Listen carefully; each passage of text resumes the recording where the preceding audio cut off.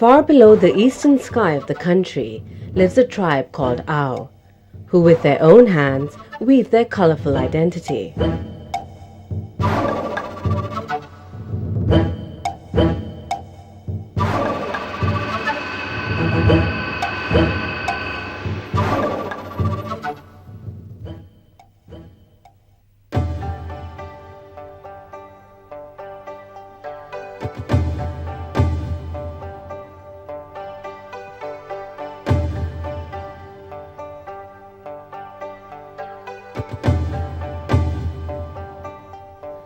Nestled between the clouded blue hills and melodic springs, this land nurtured diverse taste, feelings, and dimensions, a land full of life where even a cotton bud could weave a dream.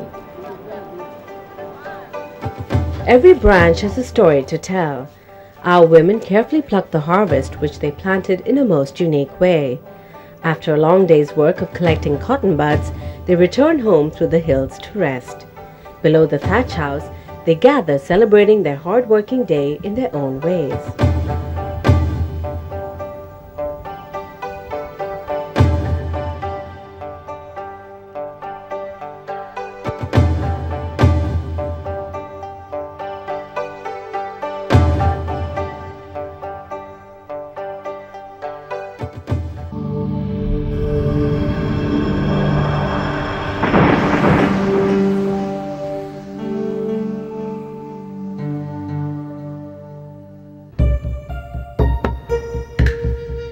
And amidst these green hills lie several Ao villages where there is a deep-rooted tradition of spinning the cotton into colorful textiles.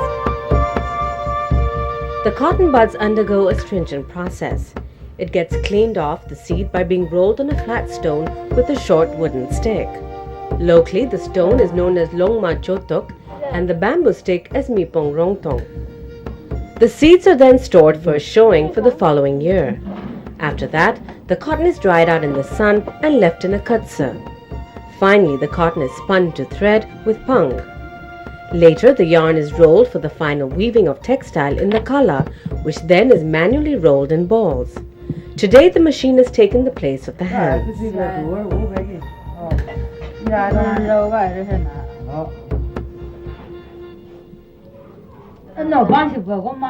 Each Ao women weave their cotton quite diligently. The flames of creativity and commitment to their tradition has created a unique band. The spider was the first to weave in the world, so as the legend says. Through observations, they learned from the spider how to weave. And down the years, our women, while using the wheels of change, became proficient in the art of weaving.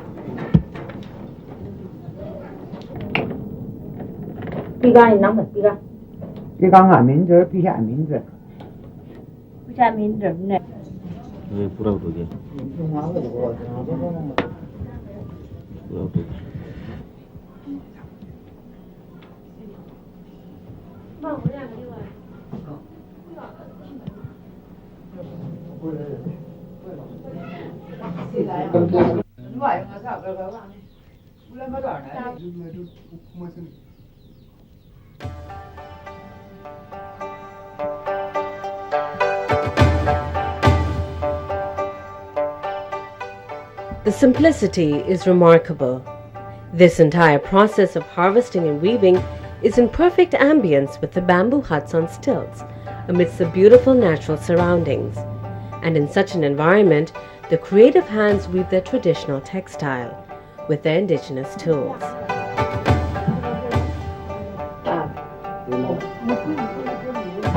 These are purely indigenous weaving tools, and it is interesting to see the working of the loom in detail. It is unlike the other conventional loom, which is set against the frame. This loom is held between the weaver around her waist and a supporting wall or any object which can be used to hold the other side in a comfortable position.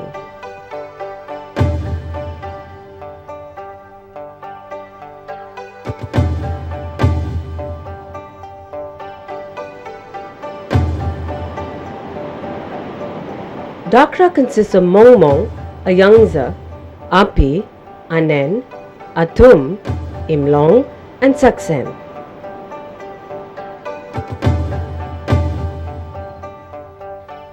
The Aos obtain colors from the bark of trees and also from wild foliage, and roots from the interior of the forest.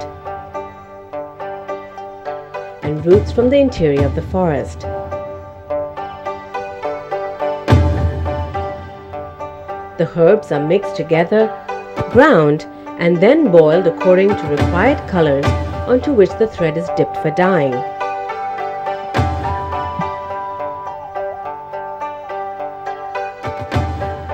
And then soaked.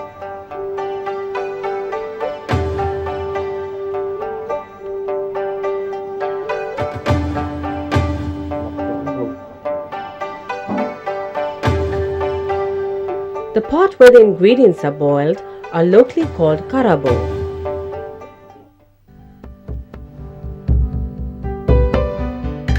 This is the interior of an Ao household, where the weaving and from where the weaver proceeds to the open to join her mates in a collective weaving activity.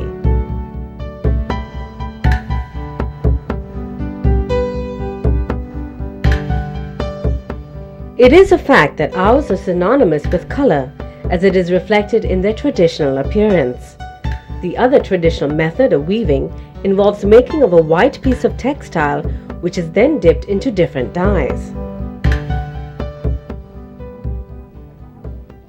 Weaving is exclusively in women's domain. The weaving was done in the open, where 2 to 3 generations will sit down together to create the handicraft. Though senior ladies and young girls sit in different arrangements, the joy of learning and passing the knowledge to the next generation makes the weaving activity more of a strong social bond. One can see the total involvement of the weavers as their hands move swiftly and deftly. The trade balls mithilong to make the intricate design. It is a laborious task of passing the trade from the basket over the malok, and the elder women here are aided by younger ones in making the suksen.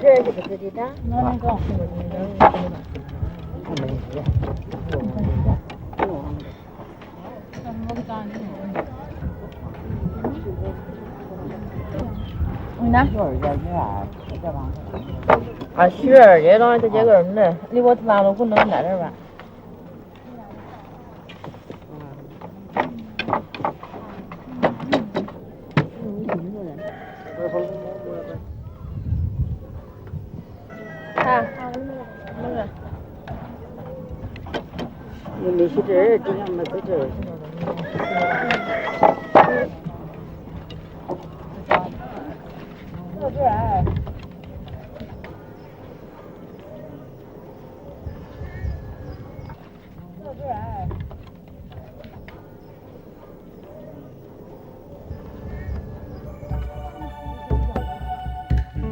The day's work being over, the women turned homeward, content with carrying their traditions forward. Initially a warrior tribe, the Aos have quite a few unique features, one of them being the tattoos on their bodies. Owing to the extreme physical pain caused by the tattooing process, the Nagas regard a tattoo as a sign of strength, courage, and virility. It also symbolizes the warrior in them. The process of tattooing was preceded by the wearing of animal skins and also bark of the trees.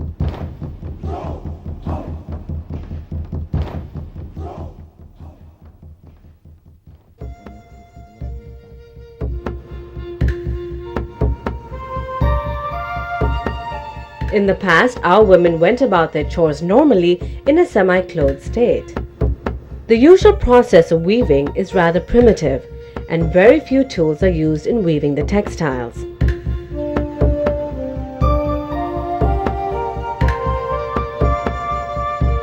In earlier years, the dakra was fixed to the wall inside the house, but today it is a portable item bringing weaving out of their houses to the open. Common people of the Ao community are generally seen wearing these types of garments which show the motifs and patterns. These are the plain blue, black, and the white shawls worn by the common folks of the village.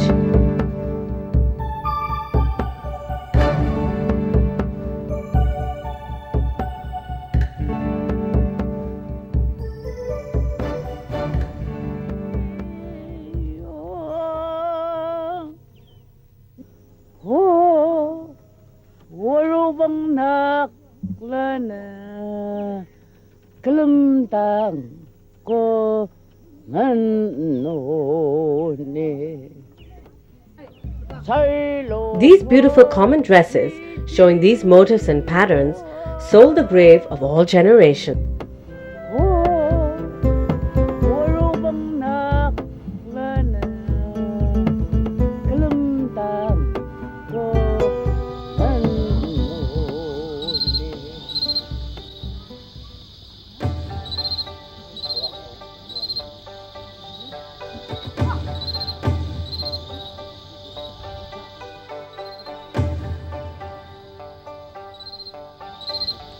And every morning, as the sun embraces the valley,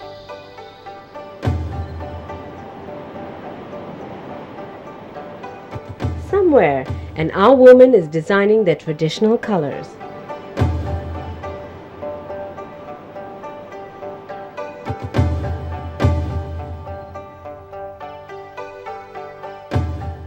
In Ao textiles, specific motifs and colors are attached to specific sections of the population, like different clans or different language groups.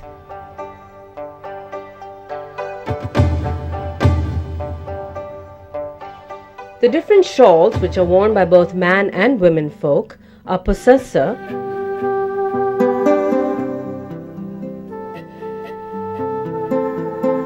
katapsa, itsangsa, that comprises the Ao designer kit. These are the patterns and motifs of the Pungan clan. This design are used by the Punganse. So this whole skirt is called Tsukongse or Waruse. And out of Waruse, Punganse is wearing this one. Here, the design, and this design is called Jabali. Jabali, usually this design of Jabali used wear by Punganse. Long Khmer girls seen with their dressing patterns laced with their clan designs. This one wear by originally by the Longkamser, and after modifying nowadays Longkamser wear this design. Here we see the Jamir motifs and patterns. Jamir women and girls used to wear this skirt, and after modification, these days we wear this one by Jamir. And this design is called this three pointed one. It is called Zingijang. In our tribe, we have got one village which called Janki, and usually this skirt wear by the Janki women. But nowadays, not only Janki women, but almost all the Ao girls used to wear this skirt. A typical Ao warrior in his traditional attire.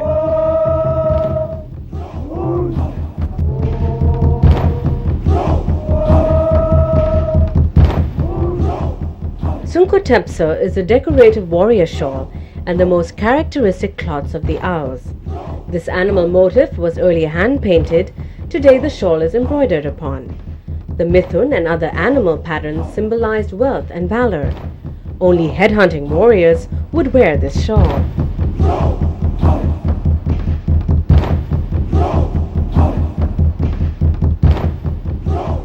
These motifs have always been a part of Naga heritage. The designs which are crafted on the warrior's shawl usually can be seen in the Naga artifacts.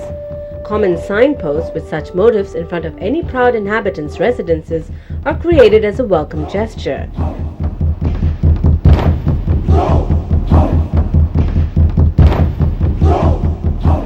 Undoubtedly, there's an unparalleled binding between arts, handicrafts, and nature amidst the valley.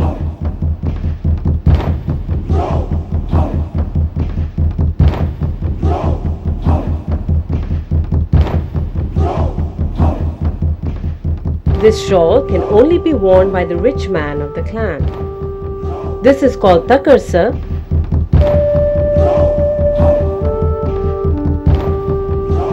and this one is putasa. Once a rich man's shawl, but today even common people are allowed to wear it. These are the design which were by the rich men daughters and then wife, especially who sacrificed the mutton. And these are the one, again this is even the parents and grandparents who have done or sacrificed the mutton. These wives and daughter used to wear this one.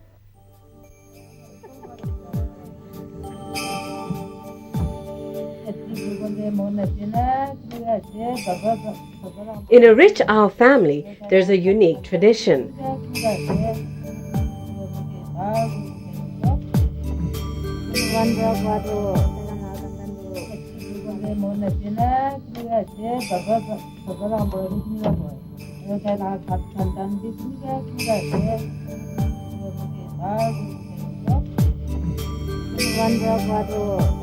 The bride gifts the bridegroom with a shawl woven by herself. It's a token of love and affection between the two.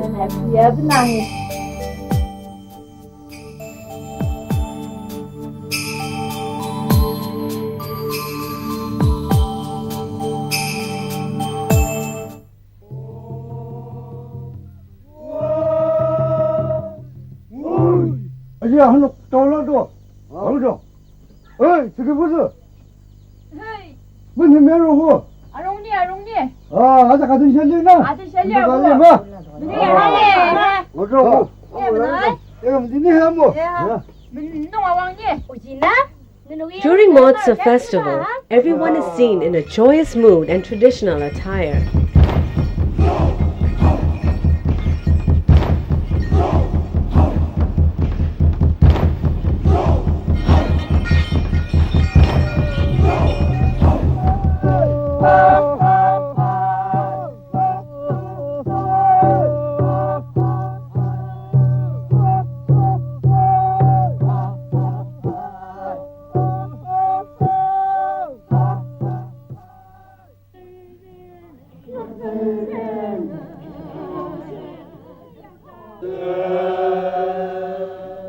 The village headman takes the leave.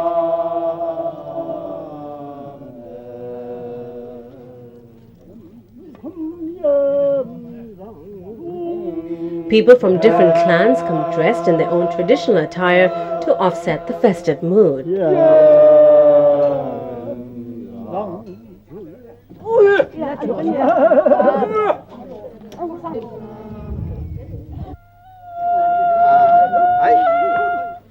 There are variations in between the villages, but the fact remains that in each village, different designs and motifs are assigned to different clans. Like, for example, the motifs found on the skirt found in the skirt of the women folk of the Longkham clan or a Longkhamer clan is different from the designs found on the skirts of the Chamir clan or the Ponganer clan, and so on. So much so that within themselves, within the village society, simply by looking at the clothes and the designs, one can tell to which particular clan or to which language, linguistic group the wearer belongs to. Clothings or the designs, they are more than they have got their value is more than aesthetic and utilitarian. They speak a language of its own. It is considered as a symbolic, as a symbolic vocabulary in itself. Superstitious beliefs among the Aos are spread over almost every activity of their life. Weavers take utmost care to avoid any kind of defect in their fabric, which is a sign of a bad omen.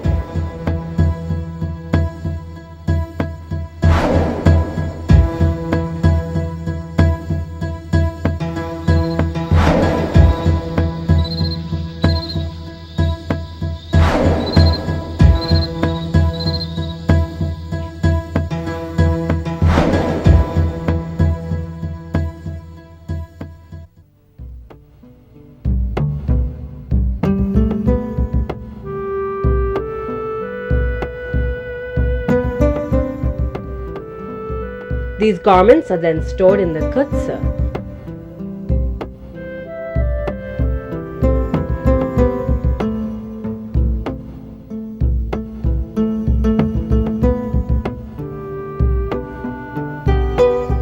This was later replaced by the wooden box.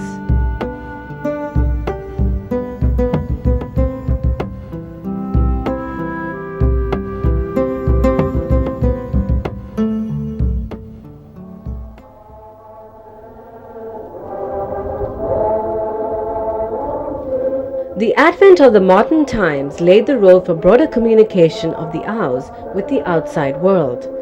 Cultural interaction with people from other regions, coming of the Christian missionaries, and so on, have greatly affected the indigenous culture and tradition of the Aos.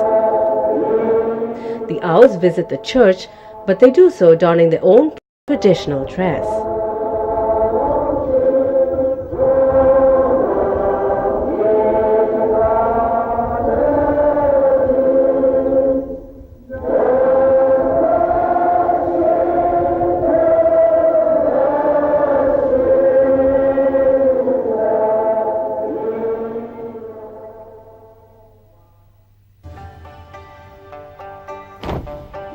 In the past, our women wore knee-length skirts called sipiti.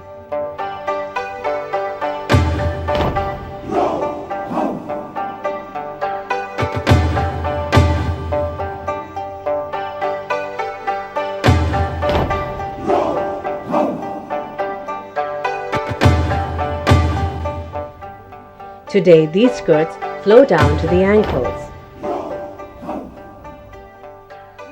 Today, we find that with the import of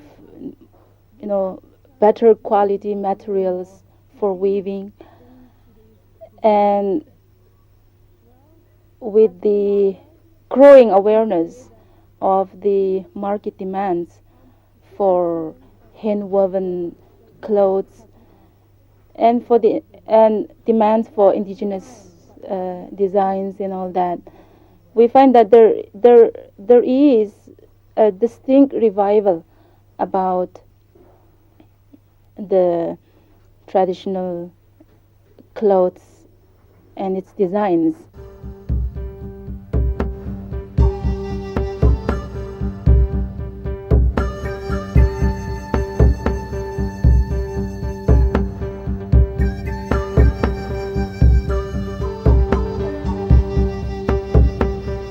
Our women now emerge with various new designs and get up in their dresses, keeping close steps with the ever-changing world of fashion. Tradition, however, leaves its mark with the loom. The rich colors and intricate designs just seen are an indication of a path to a great height.